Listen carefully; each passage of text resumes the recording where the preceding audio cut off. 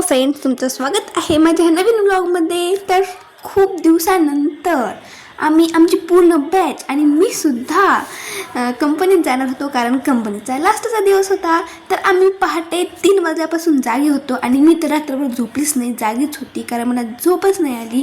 आणि अशीच उठून आंघोळ केली, रेडी झाली आणि माझे फ्रेंड्स लोक, माझे रूममेट्स पण रेडी होत होते. हे बघा, आणि मी तेवढे पहाटे माझं आवरून मी व्लॉग काढत होती आणि सगळेजण रेडी होत होती. दिशा दिदीलाही व्लॉगमध्ये घेतलं, तिच्यासोबत व्लॉग केला, तीही स्नॅप काढत होती.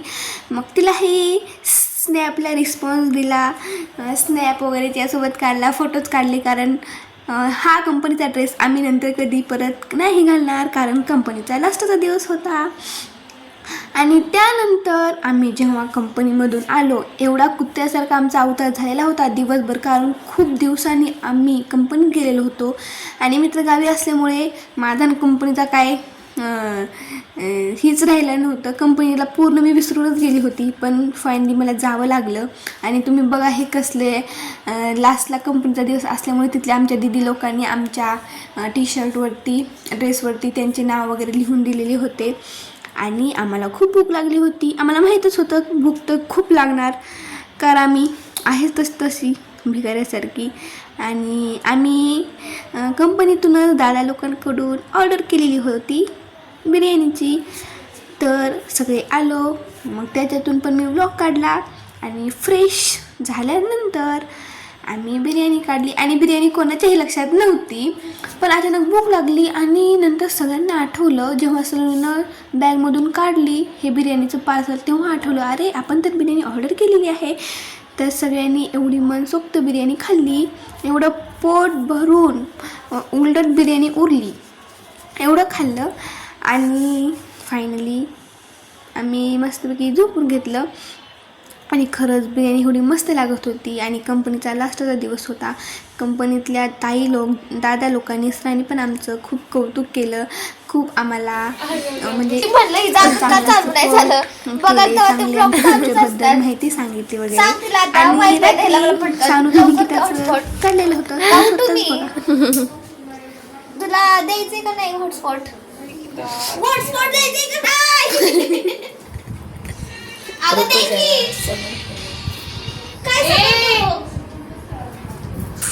दे ना. ए जा, तू इथं हॉटस्पॉट नाही तुझं काय. ते जाऊ दे, ते महत्वाचं नाही, हे महत्वाचं आहे. निकिता अगं किती त्रास देते ग, 10 दिवस.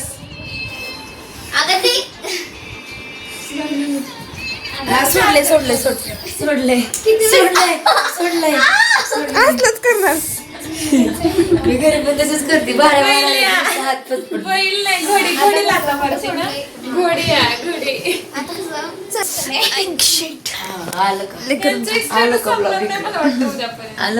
फायनली हॉटस्पॉट भेटला मला गाईस.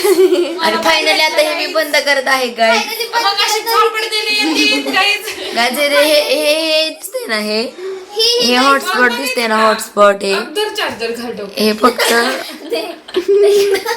मग गाईस थांबा चालू करते. हा चालू केलं का? हा आता कसं माझ्याशिवाय इथं जगू शकत नाही. 1, 2 and 3 दाखवा.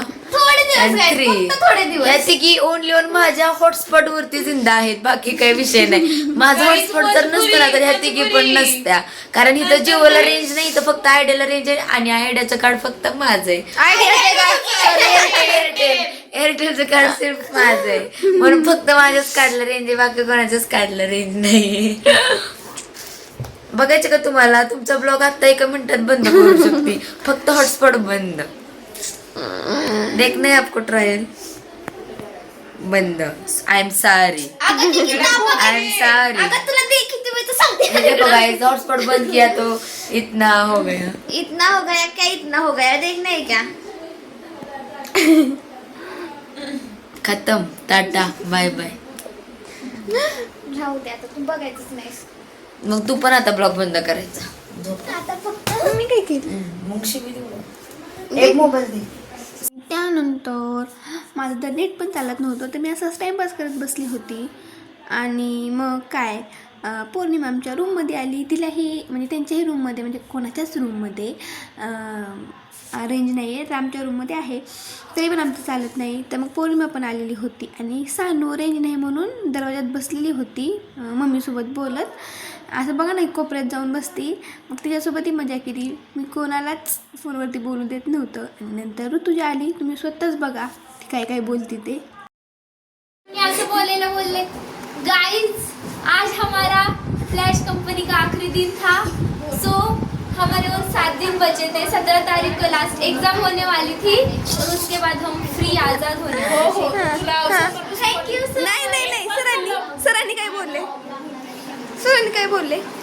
सर बोलले की तुम्ही आज रूम शोधायला जाऊ शकता उद्यापासून आणि तुम्हाला कॉलेजला जाण्याची गरज नाहीये. उद्या जायचं का नाही कॉलेजला? No baby. मग तुला काय वाटतंय? नाही जायचं. कॉलेजला जायचंच नाहीये. नाही जायचंय. सोमवारी पण. How is your feeling? Good. बाहेर पडू शकते थोडे दिवस. गुड. तुम्हालाही आमची मजा कशी वाटली नक्की कमेंट करून सांगा. Bye bye. सेकंड व्लॉगमध्ये थँक्यू.